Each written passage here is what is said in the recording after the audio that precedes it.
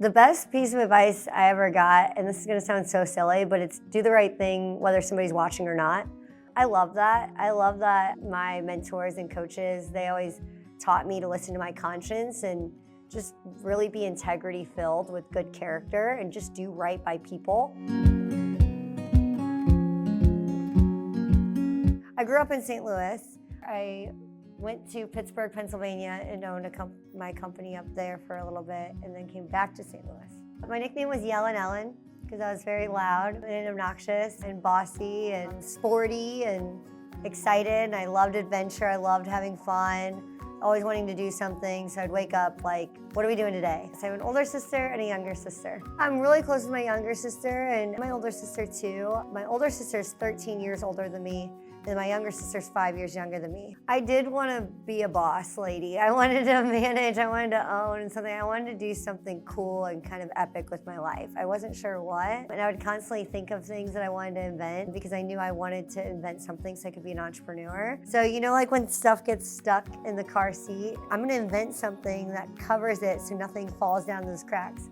Well, somebody else invented it already. They actually sell those things, but I'd always like try to think of something that I could invent so I could run a big business one day. I went to a community college for a little bit, and then I went to Extreme Institute, which was like a Vatterott college. I went for music business. Nellie from St. Louis actually started the school or funded the school, I'm not sure, but it was a music business school in St. Louis. It shut down about 3 or 4 weeks before I was supposed to graduate. I was already doing some cool stuff in the music business. I was putting together large events and festivals with performances, artwork, dance performances, a beat battle, a fashion show, vendors. So I loved my events. They were super, super cool. I was a radio host for an all-female hip-hop and R&B station. So I was like, I don't need this degree, it's fine. And all my tuition got waived. So I was like, all right, this works out. I was doing that, but I also was in the restaurant industry and I was a waitress, bartender for over 10 years. But anytime I asked about managerial positions, I would come to find out that they worked more hours and made less money than us bartenders. Us bartenders usually were making more money than the managers, and I don't want to sign up to work more to make less. It seems a little backwards. I knew I could be big in business in something. I just didn't know where or how, and I knew I wasn't qualified. With being an entrepreneur in the music business, I knew I had a lot to learn. I just got on Indeed, LinkedIn, and started applying places. I knew I was entry level, but I knew I wanted to be a manager. It was perfect to get an opportunity to learn how to be a business leader. The hardest thing to develop when I was learning sales was how to have a good attitude when things weren't going my way. I'd get really frustrated if the results weren't happening as soon as I'd like them to happen. And this was awesome because it really taught me a lot about mental toughness and emotional intelligence, and it just taught me how to stay in control of what I was doing and not getting so caught up on what the scoreboard said. Let my attitude dictate the scoreboard, not the scoreboard dictate my attitude type of thought process. Just like somebody would in sports or anything else. But that was really important for me to learn how to control my emotions because I was somebody that would get frustrated easily or just impatient. And so I was really grateful that I could learn mental toughness in general. In a negative way, when I wasn't good at it, you're gonna miss your opportunity of seeing success when you're complaining about the opportunity not coming. You know, it's just like, it definitely prevents it in a major way because everything is just perspective. So if you perceive things in front of you as opportunity and you're optimistic and you perceive that the success is going to come, then your brain's just going to filter out things that align with what you're telling it that you want. Your brain's just like a supercomputer. It's gonna filter out things that align with what you tell it is important.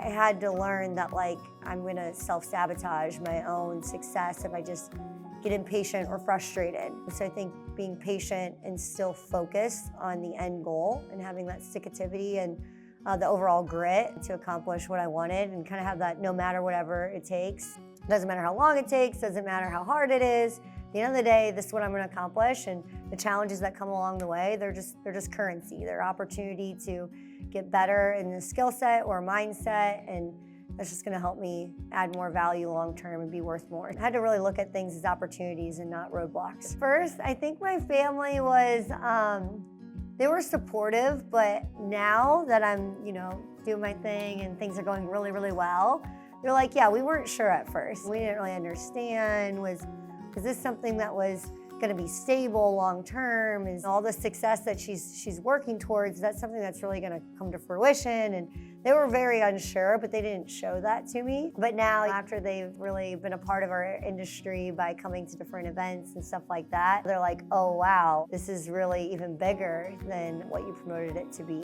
My first year went really fantastic. I saved 6 figures, and that was saved, which is really mind-blowing to me. I paid myself probably also 6 figures and spent it on bills and other stuff, but that was saved in my bank account. I could have took out cold hard cash. I did that in less than a year, which is just mind-blowing. When I started the business, I had maybe $100 to my name. I mean, my first year I crushed it. Second year did pretty good too. So things were going really well. Life was great. I was going on vacation every other weekend. I was making dummy money, but I knew I wasn't gonna grow in comfortability. I needed a new challenge. I could have stayed there. Things were going well.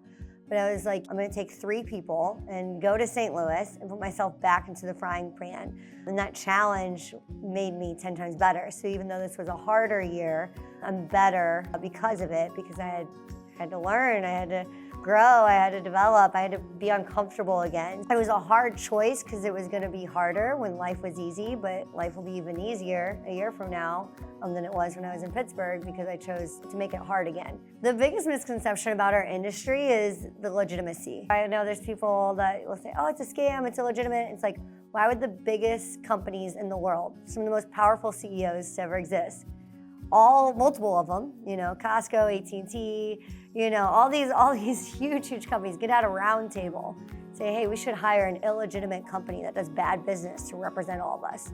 That'd be a PR fiasco. Doesn't make any sense. The best piece of advice I ever got, and this is gonna sound so silly, but it's do the right thing whether somebody's watching or not. I love that. I love that my mentors and coaches, they always taught me to listen to my conscience and just really be integrity filled with good character and just do right by people. I came into this industry kind of selfish motivations. I want to make money, I want to run a business, I want to call the shots, and I realized that is not what a business leader is all about. A business leader is actually the opposite. They're selfless. They help other people. They make sacrifices, to invest in other people's growth and development. And so I loved when I was taught, do the right thing whether somebody's watching or not, because it really taught me to self-reflect and think, okay, am I making good decisions? If somebody was standing here watching me, would I make a different decision? If the answer was yes, then I need to work on my character. And I think being that honest and vulnerable with yourself, to be that reflective about your character, is definitely challenging to do. And I'm extremely blessed to be surrounded by people that have some of the best character of people I've ever met in my life, because I'm constantly focused on improving that. I could name a million books, which is so funny because before our industry, I hadn't finished a book since, I don't know, 3rd grade. I'm not a reader at all. I was definitely a rebel growing up. I was the one planning the senior skip days, I was just a rule breaker for sure. And I was definitely not the person sitting in the front row in school. I was not the nerd. So for me to say that I've read all these books is just such a change of character for me. I could name a lot of books. How to Win Friends and Influence People changed my leadership style. I didn't realize how insensitive of a person I was, and not intentionally. I had good intentions, but that book made me realize I impact and make people feel a certain way just by,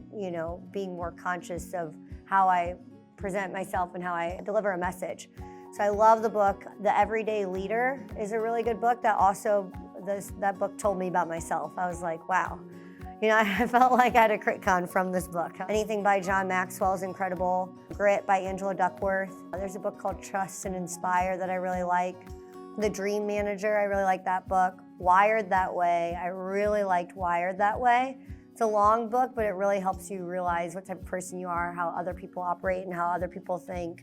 Relentless by Tim Grover. Can't Hurt Me by David Goggins. Those are really good books. So my goals right now moving forward are to help as many people get into business for themselves as possible. I just want to pay it forward. I've definitely benefited from the income. It's changed my life, my family's life, and I just think if I can do it, anybody can do it, as long as they're willing to work hard and have a good attitude. So I just want to help as many people crush their goals as possible. So that's really my only focus right now, and just be the best version of myself.